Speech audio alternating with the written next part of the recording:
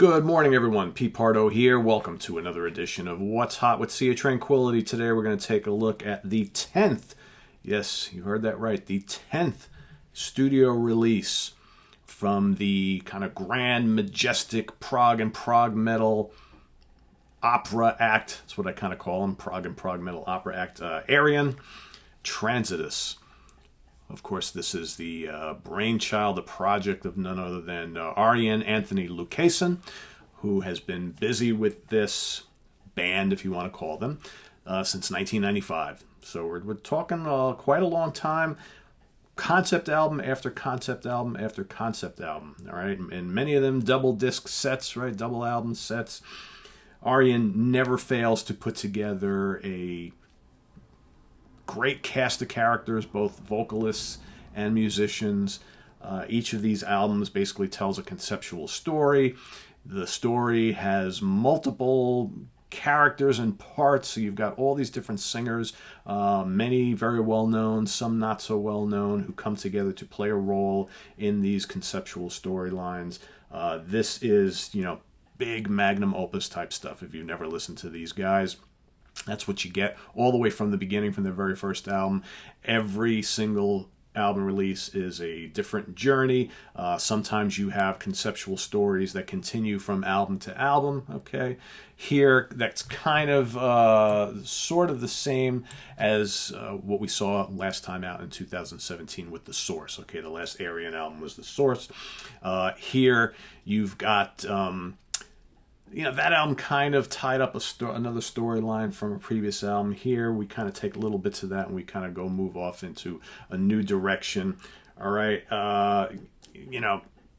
We could talk all day about the stories on these albums right here. This is more of a kind of like a gothic tone on this album where Arian goes and he opens up a new storyline with, ghosts and some horror themes. It's all set back in the 19th century, so, very grand, majestic, a little bit of a darker tone on this album, I think, which, if you're kind of familiar with these guys, that kind of fluctuates from album to album to album. But we've got an amazing cast of characters here, and I do want to kind of give a shout-out to all of them here. So let's start with the singers, first of all. We've got Tommy Karavik, okay, of course, from Camelot, plays the role of Daniel. You've got Cammie Gilbert from Oceans of Slumber. She plays Abby. You've got none other than Doctor Who himself, Tom Baker, who does the storyteller. So he kind of does a little bit of the narration throughout the album. You got Marcella Bovio as Fury. She plays three parts here: Fury, Servant, and the Villager. Of course, she's been in multiple bands. Very, very good singer. You got, let's see who else we have here. We have Paul Manzi as Henry. You've got Amanda Somerville, the great Amanda Somerville, who's done all sorts of symphonic metal projects over the year as Lavinia. You've got Johanny James from Threshold as Abraham. You've got Carolyn Westendorp as Fury, Servant, and Villager. So ironically, she's playing some of the same roles as Marcella. Okay, you've got the great Simone Simons from Epica as the Angel of Death. You've got Michael Mills as the Statue. You've got Dee Snider, yes, Dee Snider from Twisted Sisters on here as the father. You've got, Arian himself, who plays all sorts of instruments: guitars, bass, keyboards, glockenspiel, dulcimer, toy piano. Okay, he's always kind of doing the multi-instrumentalist thing on all these albums. You got Jan Willem Ketelaers, I hope I'm saying that right, as the Villager. You got Lisette Vandenberg as another Villager. You've got Wilmer Warbrook as another Villager. Don Pearson as another Villager. You got Marjan Wellman as another Villager, and Will Shaw as another Villager. As far as the instrumentalists go, let's take a look here. Okay, nice little poster. Just a guy named Joe Satriani plays lead guitar on one track. Another guy you may have heard of, Marty Friedman, plays lead guitar on another song. You got Alex Thyssen on horns. You got, Jarian Westervelt on cello. You've got Thomas Cochrane on trumpet and trombone. Diane Van Giersbergen on soprano. You got the Hell Score Choir directed by Noah Grumman. And you got Patty Gurdy on hurdy-gurdy, as well as Ben Mathot on violin. Jerwin Gosens on flute and other woodwinds. You got Joost van der Broek as always. On keyboards, Hammond organ, piano, Fender Rhodes, and Juan van Emmerloot on drums. So he actually replaces Ed Warby. Ed Warby is generally the drummer on all the Ayreon albums, but he's not in this particular instance. Basically, what I read was that this album was actually not quite meant to be an Ayreon album in its early conception, but then as the project kind of went on, it turns out to be that was the case. So you've got here, as you can see, a lot of songs here, a lot of tracks.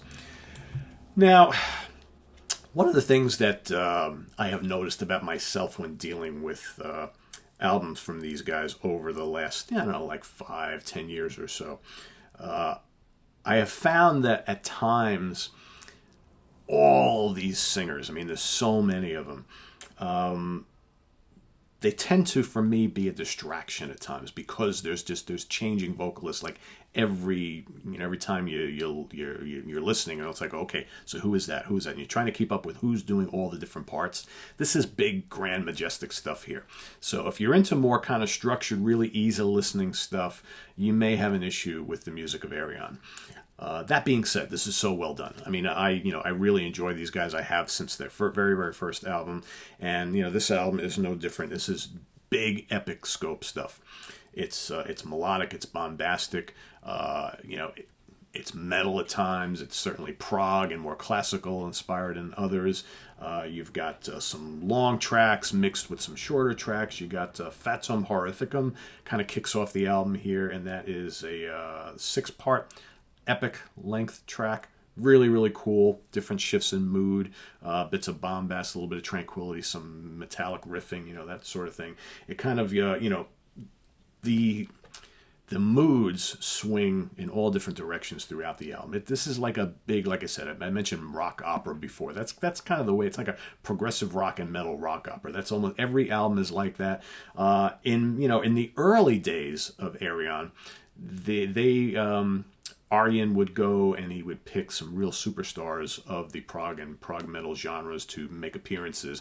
And in a lot of instances, you would get like one or two who would really overshadow everybody else and really stand out. With this album, for the most part, because the cast is so huge, you don't really get that person that really, really comes to the forefront and shines. This is more like an overall like conglomerate. Everybody kind of chips in to make this album really, really good. I will say, though, that the one person for me who I was kind of blown away by how great his performance was is Dee Snider from Twisted Sister on Get Out Now, which is a big, kind of heavy, driving, progressive metal track on here with big guitars. Got Joe Satriani on lead guitar, and Dee sounds amazing. He sounds absolutely incredible for a guy who, obviously probably the oldest guy to appear on this album. Man, he kicks some serious butt on his vocal on this.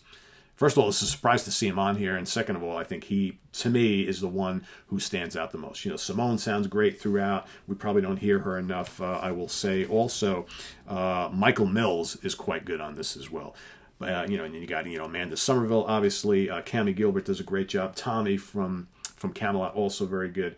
I think everybody pulls in a really, really great performance. But, the thing is, you really have to kind of sit down and listen with the book, opening up the booklet so you can get kind of who's doing all the parts and everything like that. Because it can almost be a little bit overload. And again, this is not a short album. This is, again, an hour and a half, basically 90 minutes. But really well done, really well produced. Would I have liked a little more kind of riffy stuff on here? Perhaps. These albums, although there's plenty of progressive metal, these are not albums where you're going to get tons of like guitar and keyboard solos and extended instrumental passages. You do get them from time to time, but these have always been more about the story and about the vocals. Very vocal oriented here. You got lots of classical bits and stuff here. It's a big oral explosion, I guess, of all sorts of different stuff. But fans who dig this project will love this. It's top-notch stuff, just like everything else they've ever released. And Transitus, the latest from Ayreon. It's another winner, folks. It's another winner. For me, this is not like your everyday listen type of thing. This is something I really have to be in the mood for. And you know, you got to want to sit down and listen to the whole thing. This is not you pop in a couple tracks and, you know, skip around and do a shuffle. It's not that. You got to kind of listen to this all in one sitting. So, you know, if you don't have that kind of attention span, this may not be for you. But if you love, you know, big, bombastic, melodic, soaring, everything but the kitchen sink, a million different singers, right, and the big grand spectacle, then look no further than this latest release from these guys. So, and it is on Mascot Records. Okay, I'm sorry. Yeah, well, division of Mascot Records. Music Theories Recordings, right? So, check it out. Hot off the presses, right? Visit us on the web at www.seatranquility.org. We're on Facebook, we're on Twitter, of course, we're here on YouTube all the damn time. So coming up, we've also got a review of the brand new album from Fate's Warning, okay? Long Day, Good Nights, that is coming up hopefully later on today, so stay tuned for that.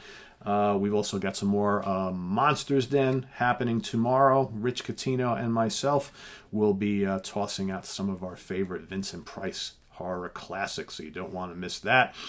Coming up Saturday, of course, we've got Sea of Tranquility Fall Fest 2020. Saturday, November the 21st, 7 p.m. Eastern Standard Time, 2.5-hour show, all for charity for the Humane Society of America. We've got over 20 different acts appearing on this festival program we put together for you, so make sure you do not miss that. Set your calendars. It will be streaming live on here on our YouTube page as well as on our Facebook page. So we look forward to seeing you there. And if you like what you see here, please hit the Ko-Fi link below. Okay, buy us a tea, a pint of beer, a CD, a shirt, whatever you like, whatever you can do is greatly appreciated. Also, the link to our merch page. We got all sorts of new Sea of Tranquility shirts coming out. So check them all out, collect them all, wear them proudly, and we'll see you guys later on. All right, take care. Bye-bye.